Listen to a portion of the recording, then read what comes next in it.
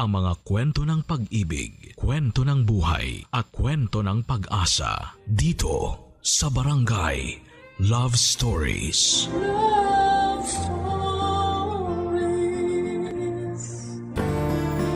Ang tatay ang sinasabing unang lalaking inibig ng kanilang anak na babae.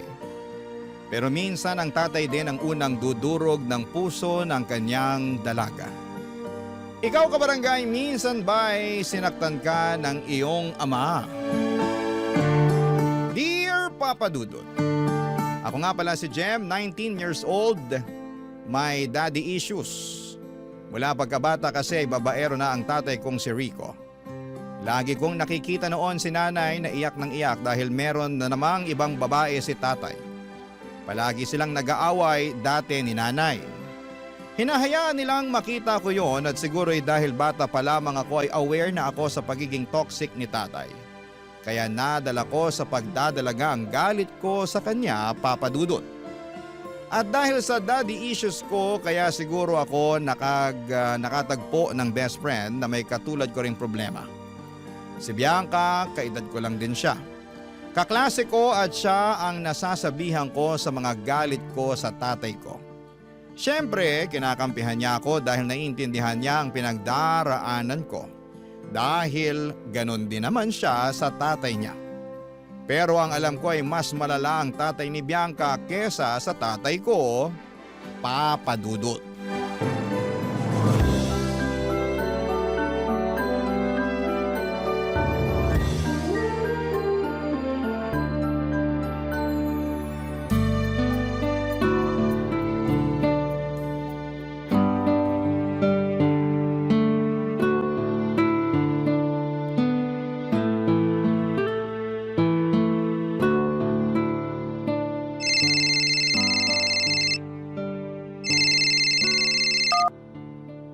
Hello?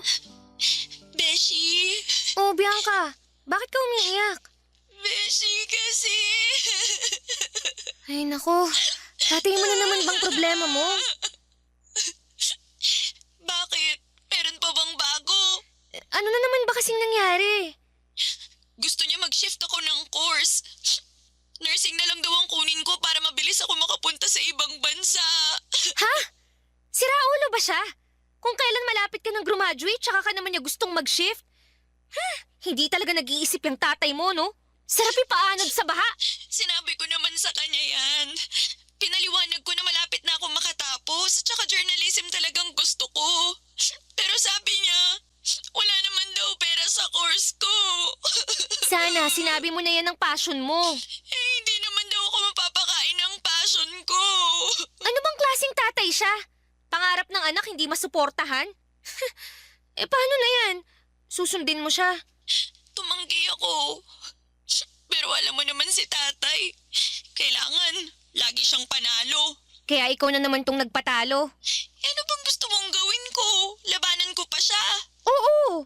Palagi ka na lang nagre-reklamo sa mga ginagawa sa'yo ng tatay mo eh. Paano ako makakalaban kung binubugbog na niya ako? Binugbog ka na naman? Dahil lasing ulit? Drugs ulit?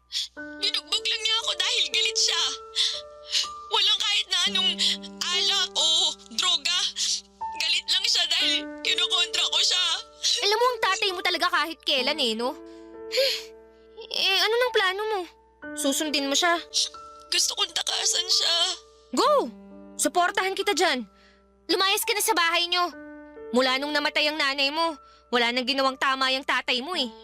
May konti pa naman akong ipon. Hihinto muna siguro ako ngayong sem para mag-work tapos... Ay, hindi ka hihinto, Beshi. Sayang oh. Malapit ka nang matapos eh. Ituloy mo pa rin. Patunayan mo sa tatay mo na kaya mo kahit hindi ka niya sustentuhan. Gusto ko naman yung plano mo. Pero kung magpapakatotoo ako, hindi ko kaya, Beshi. Maghahanap ako ng uupahan ko. Siyempre, babayaran ko yun. Iba pa yung gastos sa pagkain ko. Magbabayad pa ako ng tuition. Beshi, paano kung sa bahay ka muna tumira? Mahal ka naman ni nanay eh. Parang anak na ang turing niya sa'yo. Nakakahiya, Beshi. Baka naman maging pabigat pa ako. Sabi mo nga halos gipitin na rin kayo ng tatay mo sa sustento. Tapos dadagdag pa ako. Ano ka ba? Magaling mag-budget si nanay. Tsaka tumulong-tulong ka na lang sa mga gawaing bahay para bayad ka na. Tapos kung makahanap ka ng sideline, di yun. Mag-abot ka kay nanay kung may pasobra ka. Pero walang pressure. Maiintindihan ka ni nanay. Bala ko naman talagang maghanap ng trabaho eh. Isasabay ko na lang yun sa pag-aaral ko. Mag-aambag ako, syempre. Basta, Beshi, papayag ang nanay mo ha. Tsaka dapat, hindi magalit ang tatay mo sa akin. Baka isipin niya, dagdag pa akong palamunin. Hindi yan. Akong bahala. Mag-impake ka na ha. Uuwi ka na sa amin, Beshi. Punching bag si Bianca ng tatay niya, Papa Dudut. Alam namin yon ni nanay kaya kampante lang din ako na i-offer ang bahay namin sa kanya kasi alam kong gusto rin siyang tulungan ni nanay. Halos maiyak nga ako noon at si nanay noong makitang bugbog sarado si Bianca noong dumalaw sa amin. At minsan pa ay pinilit siya ng tatay niya na sabayan siyang mag-drugs. Tinulungan namin siya ni nanay para ipabarangay ang tatay niya. Ipapahuli na rin sana sa pulis ang tatay niya kaya lang ay naawa si Bianca. Hindi rin niya matiis ang tatay niya.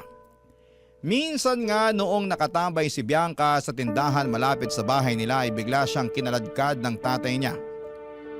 Akala noong tatay niya ay inaabangan ni Bianca ang boyfriend niya. Wala namang boyfriend si Bianca. Tumambay lang siya roon dahil ayaw niyang makaharap ang tatay niya sa bahay. Kasama kasi ng tatay niya noon ang mga kaibigan niya. Ang mga kaibigan ng tatay niya ay madalas malaswang tingin kay Bianca. Wala namang pakialam ang tatay niya kahit pinagnanasaan ng mga kaibigan niya si Bianca. Ganon kademonyo ang tatay niya, Papa Dudut.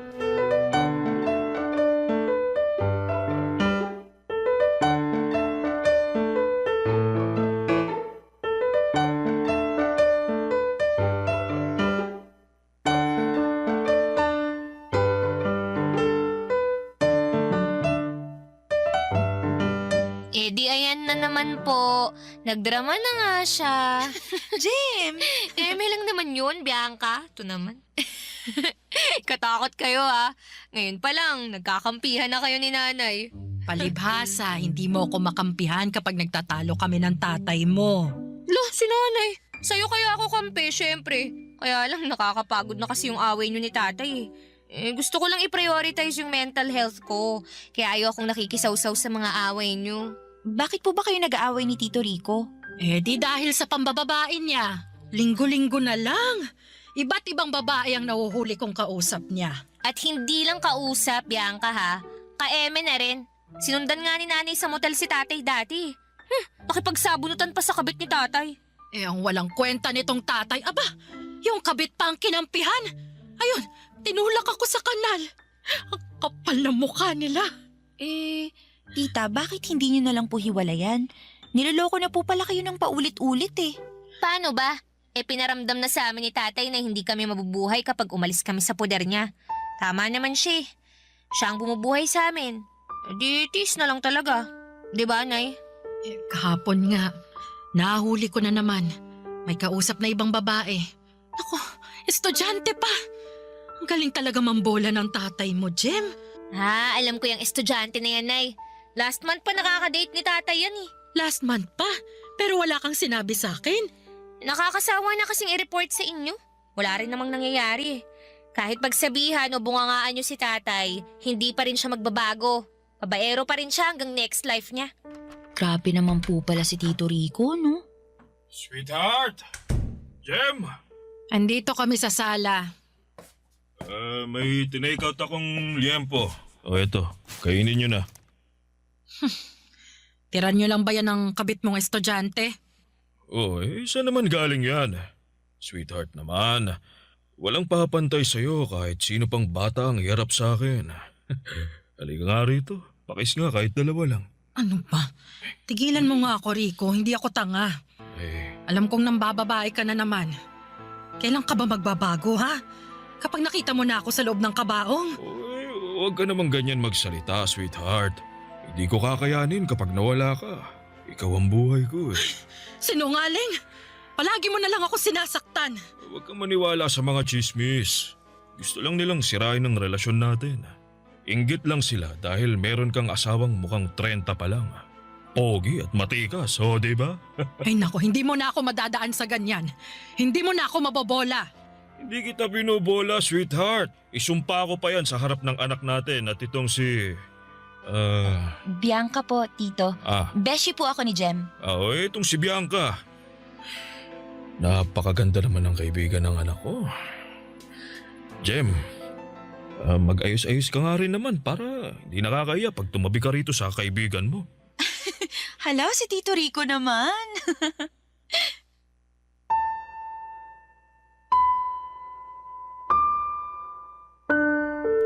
Papa Dudut, kumukulo na ang dugo ko noon kay tatay pero hindi ko na siya sinagot pa.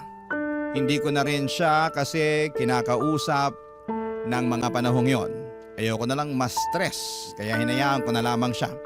Alam ko namang wala ring patutunguhan kung mag-uusap pa kaming dalawa. Si nanay naman ay marupok pa rin dahil sa pambobola ni tatay. Tinanggap na lang niya ulit at parang walang nangyari. Parang hindi siya na-stress sa nalaman niyang bagong estudyanteng kabit ni tatay. Sobrang martir ni nanay, Papa Dudut. Alam niyo bang ilang beses nang nagkaroon ng sakit si tatay dahil sa pakikipagsiping niya sa iba't ibang mga babae. Nahawa na nga rin si nanay isang beses. Pero imbes na iwan ay mas lalo pang dumikit si nanay kay tatay. Dahil pinaramdam sa kanya ni tatay na wala nang ibang papatol kay nanay, lalo't nahawahan na siya ni tatay ng sakit. Akala ni nanay, hindi ko alam ang tungkol doon pero napakinggan ko yon habang nagtatalo silang dalawa sa kwarto, Papa Dudut. Barangay Love Stories. Barangay Love Stories. Mula nang tumira si Bianca sa bahay, kahit papaano ay naging maginhawa ang buhay namin ni nanay. Masipag ang beshi ko. Kahit na hindi na utusan ni nanay ay siya na ang nagkukusa. Kaya madalas ay nagre-relax lamang ako at nakakapag-focus sa pag-aaral ko. Magaling nga itong si Bianca na pagsasabay niya ang pag-aaral, pagtatrabaho at pagtulong niya sa bahay namin. Bilib nga si nanay at parang mas paborito na niya si Bianca kesa sa akin. At ganon din ang nangyari kay tatay. Kung kami ni tatay ay hindi nagbabanding, sila ni Bianca ay madalas magkausap. Kapag umuwi si tatay sa bahay ay lagi silang nagkakausap. Minsan pa nga ay sabay silang nanonood ng basketball. Aaminin kong naiinggit ako kapag nakikita ko ang bonding nilang dalawa. Dahil hindi naman kami nagkaroon ng ganong koneksyon ni tatay. Bakit kaya ni tatay nagagawang makipag-bonding kay Bianca? Pero sa akin na sarili niyang anak ay hindi niya magawa, Papa Dudut.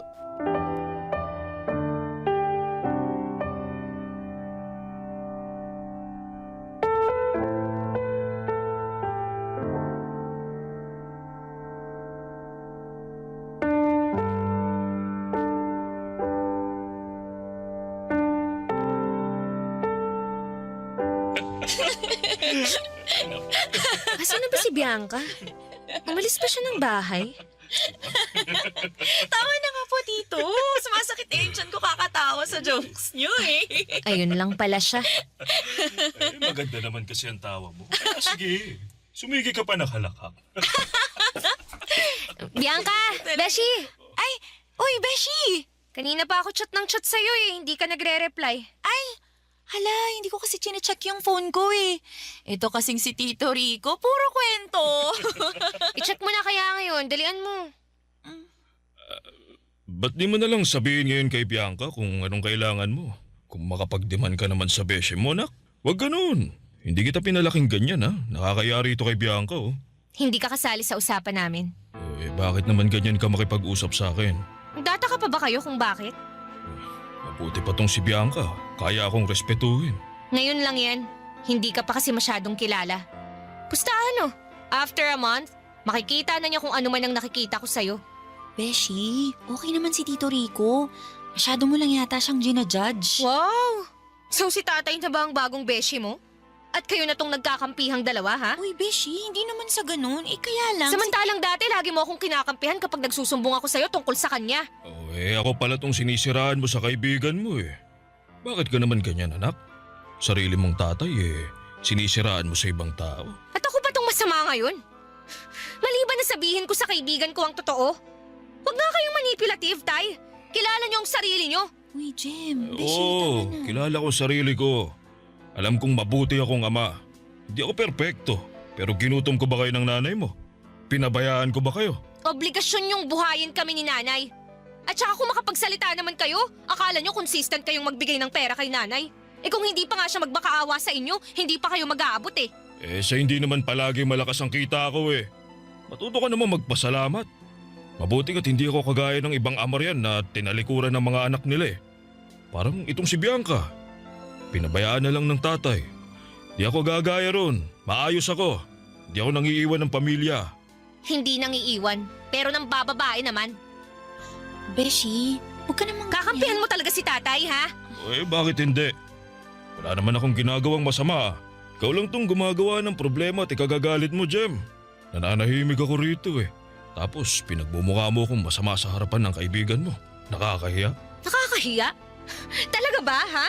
Meron kayo nun? Beshi, hindi na tama yung pananalita mo sa tatay mo. Awat na.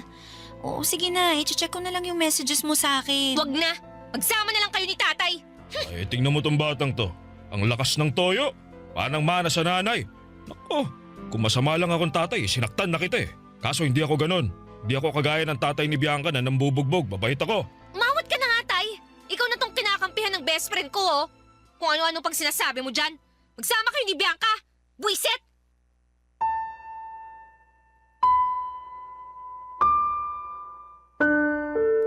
Gigil na gigil ako sa pagiging manipulative ni tatay.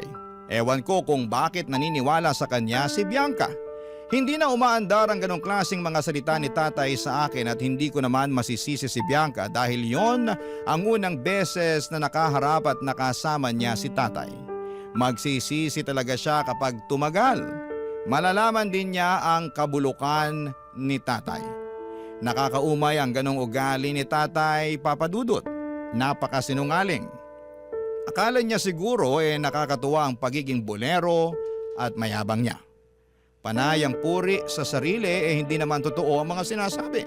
Dahil sa pagiging close ni na tatay at Bianca ay nawala na ng time ang best friend ko sa akin. Hindi na nga kami halos nakakapag-usap. Lagi na lang silang dalawa ni tatay ang magkaut-utang dila. Parang sila pa itong mag-ama. Kapag tinitingnan ko sila ay hindi ko maiwasang makaramdam ng lungkot. Bakit napakabait ni tatay kay Bianca pero sa aking anak niya ay lagi siyang walang kwenta. At isang araw ay nalaman ko na ang katotohanan.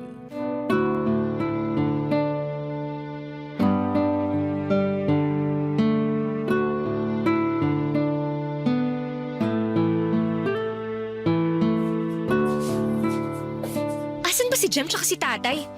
Bakit palagi silang nawawala? Hanapin ko nga. Baka kung ano lang ginagawa ng mga yun.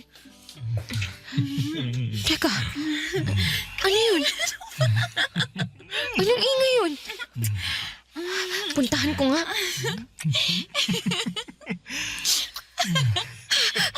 Anong ginagawa niyo? Beshi, Anak! Mga baboy kayo! Bakit kayo naghahalikan? Bakit kayo nagyayakapan? Beshi, magpapaliwanag ako. Ibeshi mo yung mukha mo! Paano mo ito nagawa sa akin, Bianca? Bakit tatay ko pa ang pinatulan mo? Walang kasalanan si Bianca, anak! Kasi ikaw ang may kasalanan ng lahat! Manipulative ka kasi! Pinaniwala mo ang best friend kong mabuti kang tao! Porket alam mong may problema siya sa tatay niya, kaya inabuso mo ang kahinaan niya! Hindi totoo yan! Hindi namin sinasadyang mahulog sa isa't isa. Nangyari lang talaga ang dapat mangyari. Dapat mangyari? So ano tong ginagawa niyo? Dapat tong mangyari? Wala kang nakikitang masama sa tukaan yung dalawa ng best friend ko?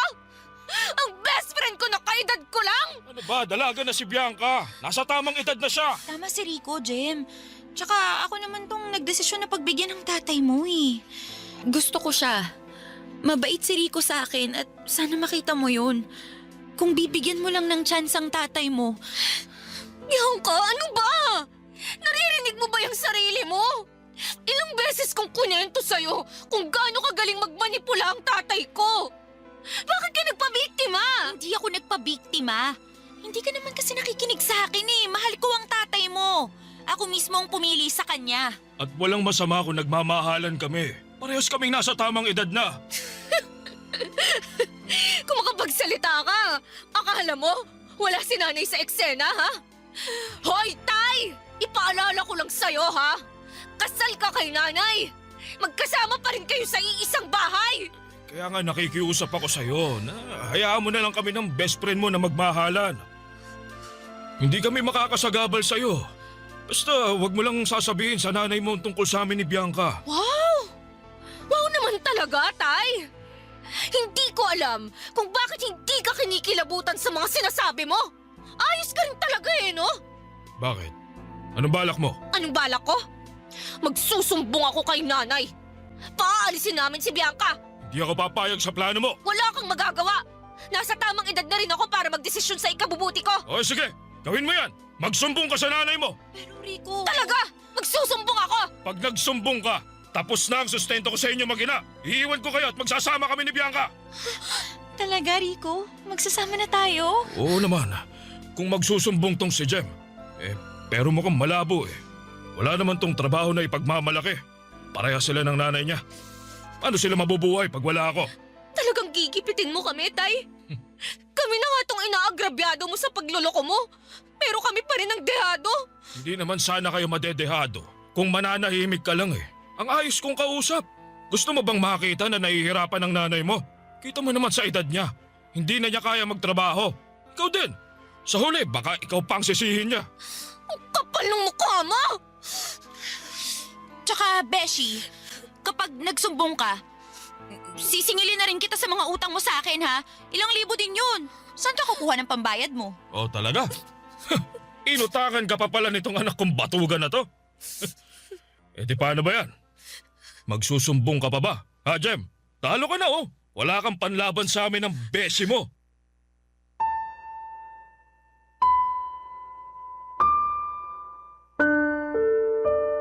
Nagtawanan lamang sina Tatay at Bianca nang makitang gipit na ako sa sitwasyon nilang dalawa. Pagkatapos noon ay nagbalik sila sa paghahalikan at paglalambingan. Parang hindi nila ako nakikita at nakakasama ng loob yon, nakakasuka silang dalawa. Umalis ako para magpahangin.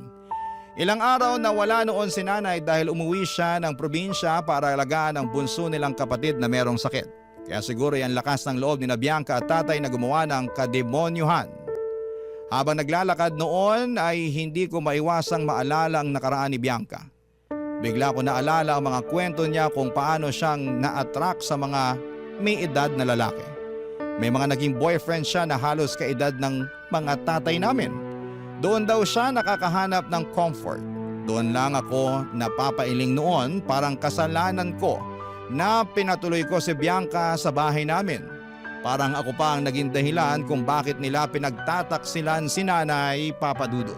Barangay Love Stories. Barangay Love Stories. Hindi ako nagsumbong kay nanay kahit kating-kati na ang dila ko na magsabi kay nanay pero hindi ko po ginawa, Papa Dudut. Pero pansin niyang balisa ako at madalas kong iwasan si nanay. Nakokonsensya kasi ako at iniiwasan na rin si Bianca. Galit na galit ako sa kanya at wala naman siyang attempt. Nalapitan po ako. Ni mag-sorry ay wala sa kanyang bokabularyo. Tuloy pa rin ang relasyon nila ni tatay. Kapag wala si nanay, ay doon sila malayang naglalandian. Kapag andun naman si nanay sa bahay, ay nag-check-in na lamang silang dalawa. Sobrang bigat sa pakiramdam na itago ang sikreto nilang dalawa, Papa Dudut. Pero wala akong magawa, hawak kami ni tatay sa leeg at alam kong tototohanin niya ang pagbabanta niyang iiwan niya kami ni nanay at pababayaan oras na magsumbong ako. At si Bianca, totoo naman kasing malaki ang inutang ko sa kanya. Pero ang inutang ko sa kanya ay ginamit namin ni nanay para pangtapal sa kulang na allowance na inaabot ni tatay sa amin. At napakasakit lang na ginamit ni Bianca yon para gipitin ako sa sitwasyon namin. Grabe ang pinagdaanan ko noon, Papa Dudut.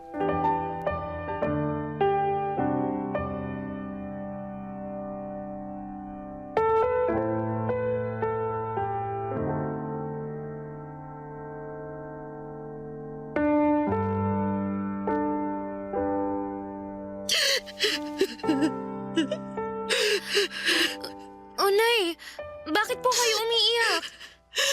Ang tatay mo kasi, Jem. Ano na naman bang ginawa niya? May kutob ako na meron na naman siyang bagong kabit. May bago pa ba dyan? Hindi ka na nasanay, Nay. Alam ko namang lagi siyang may kabit, anak. Hindi siya nawawala ng babae. Alam ko rin naman yun. Pero iba kasi ngayon eh. Anong ibig niyong sabihin? Hi, tita! Hi, Jem. Hi, Bianca. Anong pinag-uusapan niyo? Wala kang pakialam. Ito talagang beshi ko. Wala na naman sa mood. Si tita na nga lang ang kausapin ko. Tita, anong meron? Parang pinagsakluban ka ng langit at lupa ah. Ang Tito Rico mo kasi, Bianca. Alam kong may babae siya. Oh, meron ulit? Nagtataka ka ba? Sino kaya yun, no? Nahuli niyo po ba si Tito? Hindi pa. Mag-iimbestiga pa ako. Alam niyo, tita, kung ako lang po, hayaan niyo na po si Tito. Mabait naman po siya eh. Puro trabaho nga lang ang inaatupag niya. Para may uwi siya sa inyo, di ba? Hindi eh. Hindi, Bianca. Alam kong may mali na. Ibang babae ang inaatupag niya. O anong nakakatawa, Beshi? Niloloko na nga nanay mo, ganyan ka pa kumakatawa. Ay, nako. Concern ka kay nanay? Oo naman. Kasi parang nanay ko na si tita. Huwag ka ngang tumawa yan, Jem. Problemado lang ako rito. Ay, nako. Hayaan niyo na si tatay, Nay. Hindi na yun magbabago. Kung meron man siyang ibang babae, na sigurado akong meron, wala ka nang magagawa. Pero kailangan ko pa rin gumawa ng paraan para matigil yon. Alam mo bang, bawas na naman ang binibigay niyang pera sa akin? Kasi sigurado ako, binibigyan niya ng pera ang kabit niya. Ay, oo no. Siguro yung pera ni tatay. Pinambibili niya ng sapatos tsaka bag ng kabit niya. Ano sa tingin mo, Beshi? Ganun kaya yun? Hindi naman siguro gagawin yun ni Tito. Sa inyo pa rin ni tita napupunta ang pera niya. Talaga lang ah. Ano ba to? Tumatawag na naman yung inutangan ko ng bigas natin. Teka nga at sasagutin ko lang. Hoy, Jem. Isang beses pa napaparinggan mo ako ng ganito sa harapan ng nanay mo.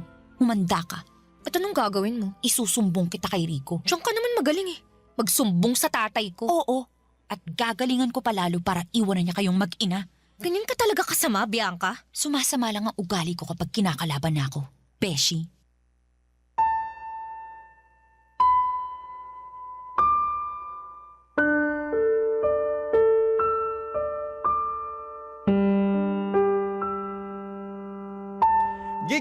Gigil na ko noon, Papa Dudut, sa mga nangyari, lalong-lalo na kay Bianca.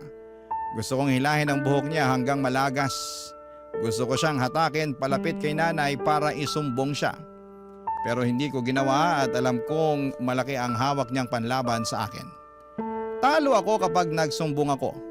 Hinayaan ko siyang pagbantaan ako at hinayaan ko siyang malditahin ako at sa isang iglap ay nawala lahat ng amor ko kay Bianca.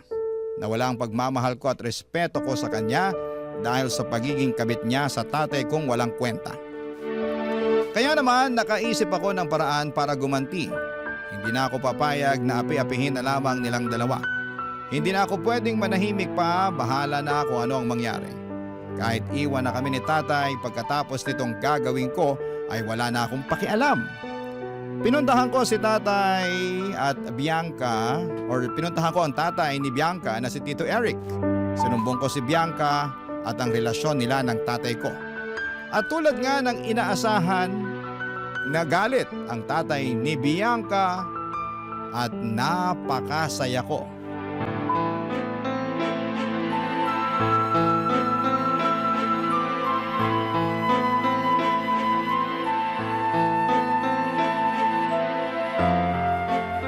Sigurado ka ba talaga sa sinasabi mo? Totoong kabit ng tatay mo ang anak ko? Opo, Tito. Ako nga po mismo ang nakahuli. At nandyan sila ngayon sa bahay niyo? Opo. Kaya habang nandyan pa silang dalawa, sugurin nyo na. Pasok po kayo. Bianca! Bianca, asan ka? Lumabas ka, ngayon din! Ano nangyayari rito? Sino ka? Ako ang tatay ni Bianca. Umalis ka rito. Hindi ka welcome sa bahay namin. At wag ka magkakamaling saktan si Bianca dahil ipapupulis kita. Nay, hayaan niyo si Tito Eric. Ikaw ang nagpapasok sa kanya rito, Jem. May kailangan kasi kayong malaman. Ano bang nangyayari? Nasaan ang magaling mo asawa, ha? Nasa kusina. Nagluluto sila ni Bianca. Napakahayop talaga! May tumatawag po ba sa akin? Bianca! Tay, ano pong ginagawa niyo rito? Ano ba yan? Bakit may naririnig ako sumisigaw? Sino ka ba?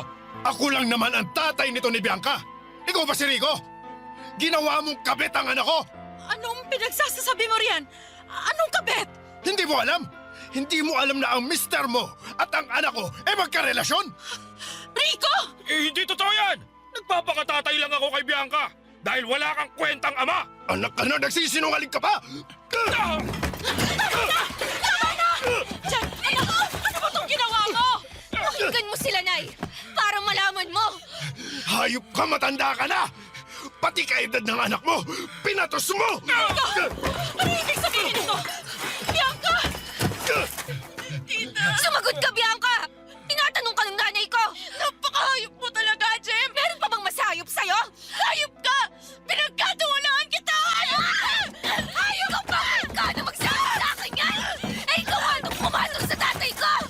Ikaw tong sumira ng pamilya ko! Tama na! Tama na!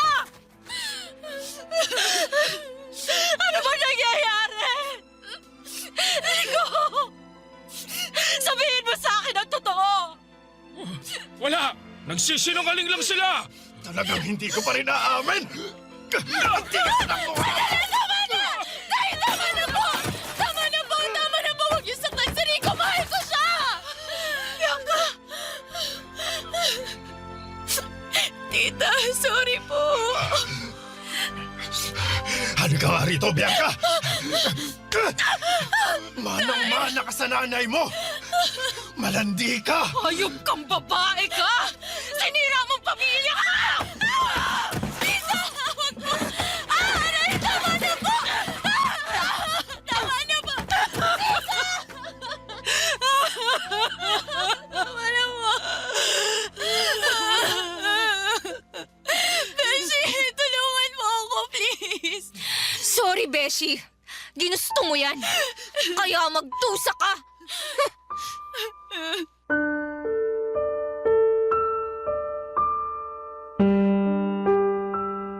Papadudot, masakit sa dibdib na makitang nasasaktan ang nanay ko dahil sa mga nalaman niya. Pero mas mabuti na yon para magising na siya sa katotohanan. Hinayaan ko siyang saktan si Bianca at ganoon din si Tito Eric. Hinayaan niyang masaktan ng todo si Bianca para madala ito. Sa unang pagkakataon ay kampi ako kay Tito Eric. Pagkatapos noon ay kinaladkad na nito si Bianca paalis sa bahay namin. Wala nang nagawa si tatay pagkaalis ng mag-ama. Kami naman ang binalikan ni tatay, pinagmumura niya si nanay pero lumaban na si nanay. Nakipag-iwalay na si nanay kay tatay, inunahan na niya si tatay. Natauhan na nga si nanay at wala kong kasing saya ng mga oras na yon. Mabuti na lang talaga at nagsumbong ako kay Tito Eric. Naging magulo at madugo yun pero mabuti na rin kaysa patuloy kaming sakalin ni tatay sa panggigipit niya. Sa ngayon, Papadudot, ay wala na kaming balita kung nasaan sina tatay at Bianca. Ang huli kong nabalitaan ay nagtanan sila. Ako naman ay nakakuha ng trabaho para masuportahan ko si nanay. Huminto muna ako sa pag-aaral para makatulong ako sa pag-ahon namin. Mahirap pero kinakaya. Okay na ito kaysa umasa sa isang walang kwentang ama. Maraming salamat po sa pagbasa ng aking liham. Ang inyong kapuso at kabarangay forever, Jem. Anong say mo sa Barangay Love Stories na ito? Pagkwentuhan natin sa comment section yan.